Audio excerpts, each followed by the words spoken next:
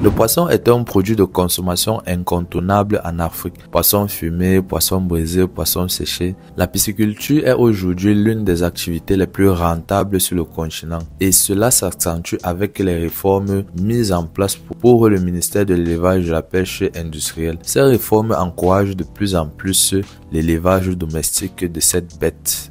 Est-ce qu'on dit bête quand c'est le poisson? En tout cas, la preuve en est qu'en 2019, près de 3 milliards de francs CFA ont été octroyés aux communes pour la promotion des productions animales et piscicoles. Piscicole, poisson, poisson, piscicole. Bon, c'est vrai, cet argent ne parvient que rarement aux petits agriculteurs. Mais cela démontre tout de même un engagement fort du gouvernement en faveur de ce secteur. En Afrique centrale, un seul fournisseur industriel domine le marché, Congelcam. Certes, il assure une quantité suffisante de poissons, mais la qualité pose souvent problème. Près de 5000 kg de poissons pourris saisis dans les 3 poissonneries de Congelcam à Obala par la délégation départementale du Minépia de la Lequier. Résultat, mieux vaut consommer du poisson issu d'un élevage local parce que c'est plus sain et c'est plus frais. Maintenant, voyons ensemble les points essentiels pour se lancer dans la pisciculture, puisqu'on a vu que si tu veux être en bonne santé, il faut faire la pisciculture si tu veux manger du poisson. Donc dans la suite de la vidéo, nous allons voir premièrement comment élever le poisson localement. Numéro 2, quelles sont les meilleures variétés de poissons élevés. Numéro 3, comment écouler rapidement sa production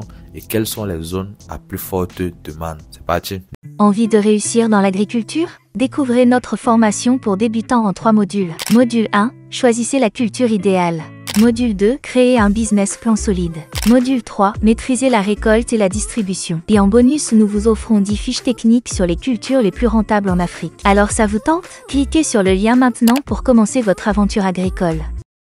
Numéro 1, comment élever du poisson localement. En Afrique, il existe 2 principales méthodes d'élevage de poissons. Méthode 1, l'élevage en étang. L'étang est un espace où la profondeur ne dépasse pas généralement les 1,5 m. La partie la moins profonde doit mesurer au moins 0,5 m pour limiter la prolifération des plantes aquatiques. Donc c'est un peu comme ça là. Les points à surveiller sont l'évacuation de l'eau. Un système de vidage doit être prévu pour éviter les inondations. L'alimentation en eau. L'étang peut être alimenté par un fleuve, un canal, l'eau de pluie ou par un apport mensuel avec des cuve avec le tuyau. Et la qualité de l'eau. L'eau du robinet est fortement déconseillée car elle contient des produits chimiques comme le chlore qui peuvent souvent être toxiques pour le poisson. Nous avons également la qualité du sol. Un sol contaminé peut transmettre ces maladies et affecter la santé de votre élevage. Pas comme ça. La deuxième méthode d'élevage après la méthode d'élevage en étang, c'est la méthode d'élevage en bac. Les bacs d'élevage sont fabriqués à partir de bâches en plastique soutenues par une armature en fer. Il existe aussi des bacs en papin plus durables mais moins mobiles. Ça veut dire que ça reste là. Si tu as fait ça à Tchang, ça va rester à Tchang. Les avantages de l'élevage en bac en plastique est que ils sont moins chers à installer,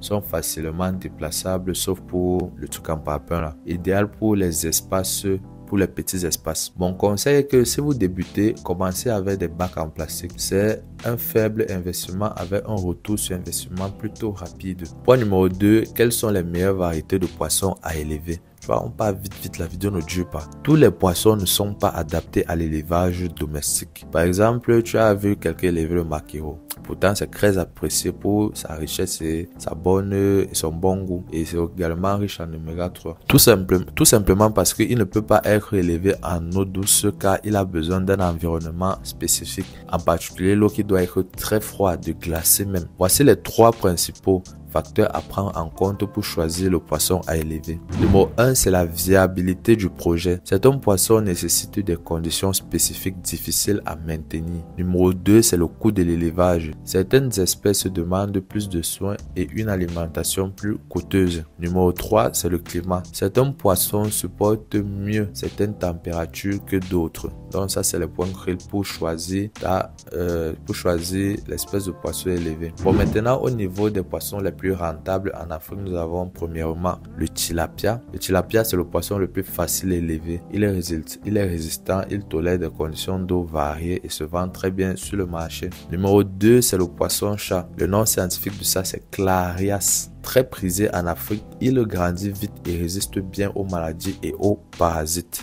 Numéro 3, nous avons également la pêche du Nil. Nil, c'est en Afrique du Nord. Elle est appréciée pour sa chair tendre et sa forte demande sur le marché local et international. Nous avons également la truite et le saumon qui nécessitent des soins spécifiques mais restent très rentables pour ceux qui maîtrisent leur élevage. Une autre espèce, c'est le barbu de rivière. Populaire dans les élevages de petite et moyenne taille, il se développe rapidement et se vend bien. Donc ça, c'est les variétés les plus importantes. Maintenant, voyons quel poisson choisir pour débuter. Si vous voulez un bon retour sur investissement, commencez par le tilapia ou le poisson-chat. Ce sont les plus résistants et les plus rentables en Afrique. En Afrique subsaharienne plus précisément.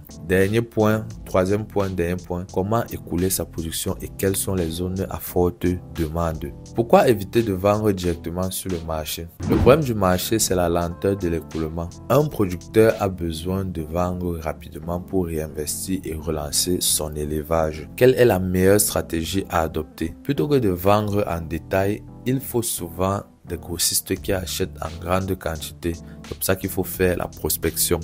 Ou bien tu fais de la publicité. Qui sont les meilleurs acheteurs? Les meilleurs acheteurs, ça peut être les restaurants. Certains établissements peuvent acheter toutes vos reproductions en une seule commande. Nous avons également les poissonneries qui achètent de plus en plus les élevages piscicoles locaux. Elles cherchent un approvisionnement régulier et frais. Donc pour ce genre-là, il faut être sérieux. Nous avons également les vendeuses de poissons brisés. Elles achètent en gros pour revendre au détail. Comment trouver ces clients? Comme tu as dit, la prospection. Point numéro 1, identifier les zones à forte consommation de poissons. Les grandes villes, zones côtières et marchés spécialisés. Numéro 2, proposer des échantillons gratuits aux restaurants pour les convaincre de la qualité de vos produits. Numéro 3, fidéliser vos clients avec un poisson de qualité et des prix compétitifs. La pisciculture est une opportunité en or en Afrique. Pourtant, beaucoup de gens ne s'intéressent pas alors que c'est une activité qui génère d'excellents revenus. Si tu veux te lancer, souviens-toi de plusieurs choses essentielles. Choisir la bonne méthode d'élevage, sélectionner les espèces adaptées, tilapia, poisson, chat, pêche, etc. Trouver les bons acheteurs pour écouler ta production plus rapidement et tu n'as qu'à engranger des profits. Merci d'avoir regardé cette vidéo. Dis-moi ce que tu en penses dans les commentaires. Abonne-toi à la chaîne Agribia pour ne rien manquer de nos autres vidéos. Et je suis sûr que tu n'as pas encore regardé les 200. On est mis à 300 autres vidéos. À 1000 là, je m'arrête. 1000 vidéos m'arrête si je n'ai pas encore l'argent. Parce que le truc, je me donne pas les dos. C'était Afandarius de la chaîne Agribia et je te dis à la prochaine.